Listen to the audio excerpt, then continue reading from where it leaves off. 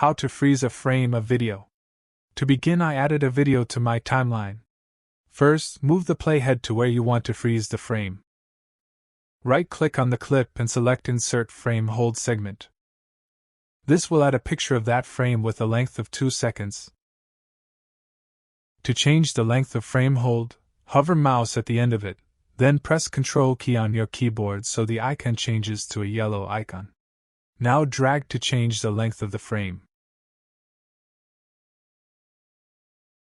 Now let's undo changes, and consider another way. Move the playhead to where you want to add frame hold, right-click on your clip and choose Add Frame Hold. This will convert the remaining of your clip to a frame hold. Let's undo changes once more. Move the playhead to where you want to add frame hold. Now click on Export Frame button at bottom of Program panel.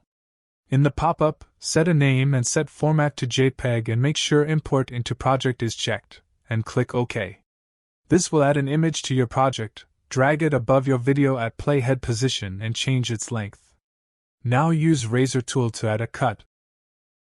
Then with Selection tool, drag the rest of the clip after the image. Anyway guys, thanks for watching and I hope you found this useful.